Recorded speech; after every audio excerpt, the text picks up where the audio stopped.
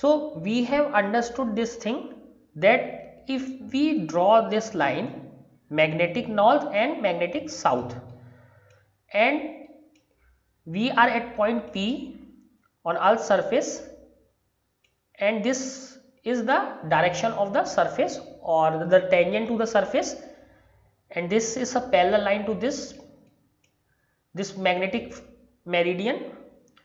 So this is the magnetic field PE, and it makes some angle with the surface of the earth, which is called angle of inclination I. And this magnetic field can be broken into two parts. This is vertical component and this is horizontal component. Remember, horizontal component is always with cos theta, that is with cos theta, that is with theta, and vertical component is perpendicular to that. So these are vertical and horizontal components of this magnetic field. Now let us see this picture to understand these things better. Now this is the true north. This is the true north. Again, this horizontal magnetic field, what the angle this makes with this true north is called declination.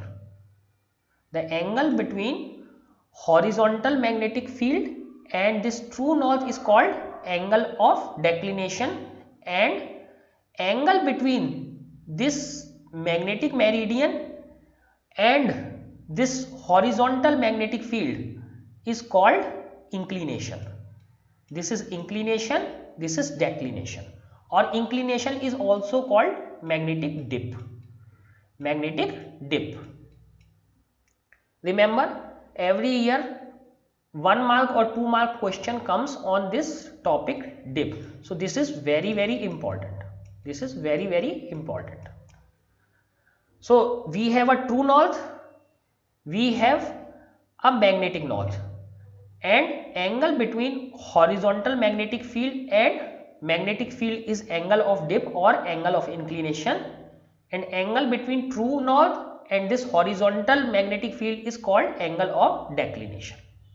So this is the picture. Now let this ZE, that means vertical magnetic field, let us come here. In most of the northern hemisphere, the north pole of the dip needle tilt downwards. So what will happen in northern hemisphere? The north pole of the dip needle tilts downwards. So it will be tilted downward. Likewise, in most of the southern hemisphere, the south pole of the dip needle is downwards. In the south pole, south pole of the needle is downward. In the north is this north pole of the tip or needle is downwards.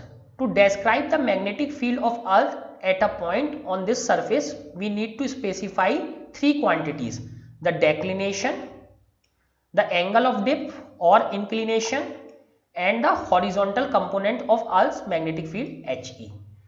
So ultimately we see three things: angle of declination or the declination, angle of dip or inclination, and third thing is the HE. These are three components we have to define to understand the magnetic field on any point on the earth. These are known as the element of the earth's magnetic field. Okay, so these are the elements of the earth's magnetic field. What are the elements? Declination, inclination, and horizontal component of the earth's magnetic field. So we have already seen vertical component is BE sin I, horizontal component is BE cos I. So now let us do some mathematics. So let us divide this thing. So what we get on the right side, BE divided by BE sin I divided by BE cos I is equal to ZE upon HE. ZE upon HE. So this BE and BE cancels out, and this sine upon cos becomes tan I. Tan I. So tan I is equal to ZE upon HE. So how can we calculate the angle of inclination? Angle of inclination is equal to tan inverse ZE upon HE. So suppose vertical and horizontal components are given, then what is angle of inclination? We can find out just using this. Let us do one example. If this horizontal and vertical components are equal, then what will happen? ZE is equal to HE. This is the case. So what will this happen? This will be 1. So I is simply equal to tan inverse 1 was 1. And you know then tan 45 is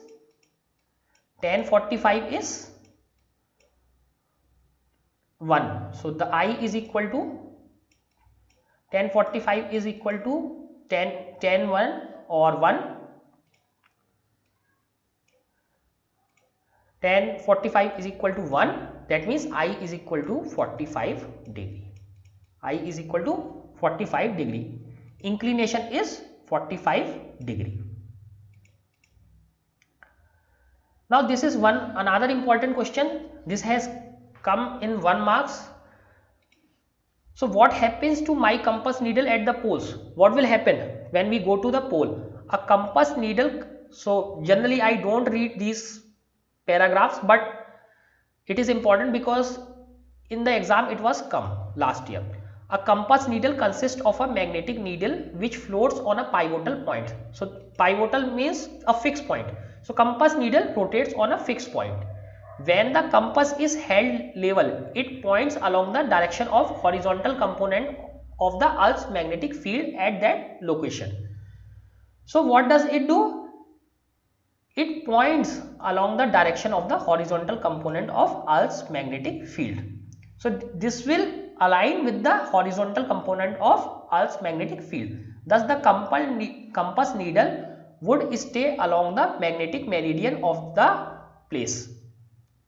In some places on the Earth, there are deposits of magnetic minerals which cause compass needle to deviate from the magnetic meridian. So you know that if there are some magnetic minerals, so this will try to deviate this needle because their magnetism is much stronger. So there will be a deviation from the magnetic meridian. Knowing the magnetic declination at the place allow us to correct the compass to determine the direction of the true north. So if we know the declination, so we can find what is the true north. So remember the figure we have seen, there is, this is true north, and this is HE. So if we know this declination D, so we can correct ourselves to this true north.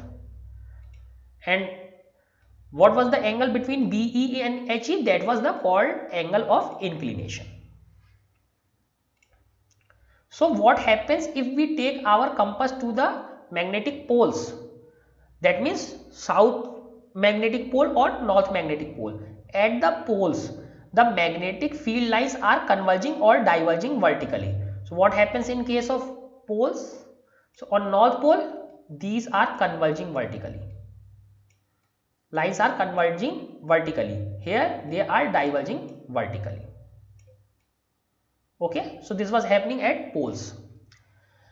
So that the horizontal component is negligible. Since these are vertical, so what will happen to horizontal component? Horizontal component would be almost zero. Horizontal component is almost zero.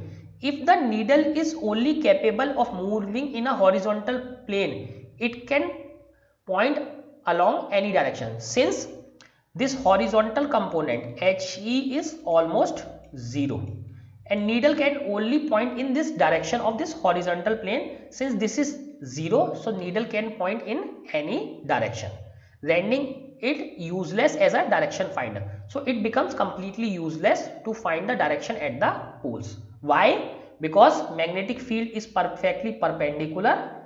There is only sine component, no cos component. So this is almost 0. So this compass is completely useless at the poles. What one needs in such a case is a dip needle which is compass pivoted to move in a vertical plane containing the magnetic field of the earth. So instead of using normal compass, one can use a dip needle. One can use a dip needle which is a compass for which this pivotation point is in a vertical plane. Instead of a horizontal plane, pivotation point is in a vertical plane. So in normal compass, this needle can move in horizontal plane, but we have a compass in which magnetic needle can rotate in this vertical plane. We can have this kind of structure that will be far more helpful. The needle of the compass then shows the angle which needle makes with the vertical. So here the angle with the vertical can be shown. The magnetic poles, such a needle will point straight down. So horizontal component is 0. So this horizontal compass will be useless. So what we need a vertical compass in which needle can move in this direction. So this is vertical, it cannot be shown on this, but it is a vertical compass. This was a horizontal compass. So in this, magnetic needle moves in this direction in vertical, up and down. Since poles are, you are just at poles, so what will this vertical needle will show? Vertical needle will point straight in the direction of this south north poles.